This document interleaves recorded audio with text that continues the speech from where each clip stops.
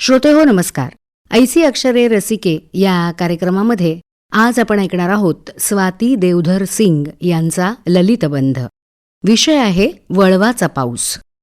आईला खूपच अशक्तपणा आला म्हणून यावेळी आम्ही दोघेही मे महिन्यात आठवडाभर कोकणात राहिलो.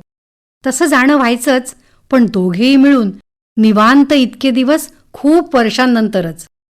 मुलं परदेशी, कंपनीचा वार्षिक अहवाल पूर्ण झालेला, याचा सध्या कामाचा कुठे दौराही नव्हता. माझ्या कॉलेजात मुलांना सुट्टी असल्याने एवढं कामही नव्हतं. आईबाबांनी सांभाळलेलं कौलारू घर, तुळशी वृंदावनातील टवटवीत तुळस, आंब्याची आटोपशीर बाग, भात करत नसलेली काही गुंठ्यांची शेती, जवळचा डोंगर आणि गांगोबाचं स्थान. घरी उतरताच प्रसन्नतेची लहर उमटली. पयपरत्वे थकलेले, पण मनात उमेदीचं कारंजं थुई थुई नाचवणारे आईबाबा. शहरातील गडबडीची यांत्रिक दिनचर्या मागे सारून जरा सैल क्षण अनुभवता आले. मुलांचे भविष्यातले प्रकल्प, स्वतःच्या निवृत्तीबद्दल खूप बोलता आलं. आपण किती गृहीत धरतो आहोत एकमेकांना हे जाणवायला लागलं. काही बाई बोलायचं राहिलेलं मोकळं होऊ लागलं. जेवताना, शतपावली करताना बाबा आणि आई हौसेने सामील होत होते. झाडात फेरफटका मारत होते. मुलांशी व्हिडिओ कॉलही झाले. दोघे डोंगरावर गांगोबालाही जाऊन आलो. कॉलेज जीवनात सह्याद्री पालथा घातला होता ना त्यांच्या ग्रुपने. जमेल त्यांनी पुन्हा भेटून छोट्या भटकंती करण्याची मनाने उमेद धरली.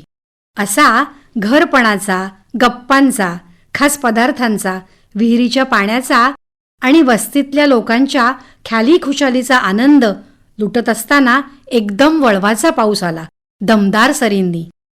येता वळवाचा पाऊस माझे भिजले अंगण, मृतगंधाचे शिंपण.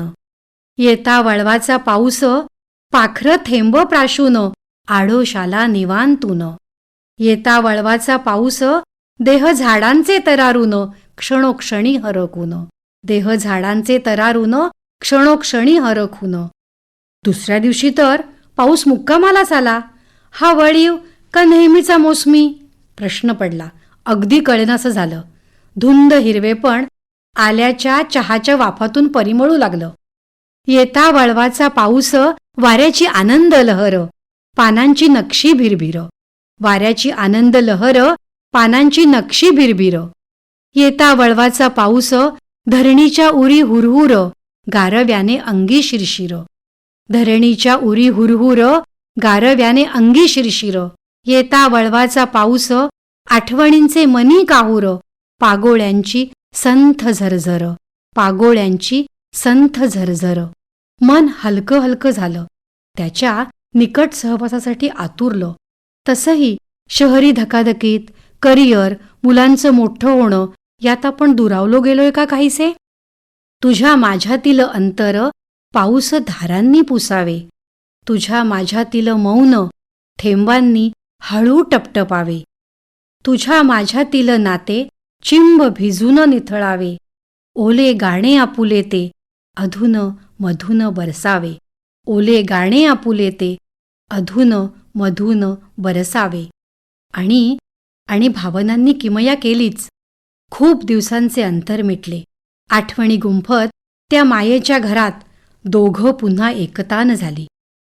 पाऊस वळवाचा ओसरल्यावर दृश्य पिवळसर धुसर, शांत अतीव सुंदर. पाऊस वळवाचा ओसरल्यावर फिकुटल्या नभाला झालर, सुरांची अलगद लकेर. पाऊस वळवाचा ओसरल्यावर राईतून हळवा हुंकार, ऐकताना निसर्ग स्वर. राईतून हळवा हुंकार, ऐकताना निसर्ग स्वर. वळवाचा पाऊस.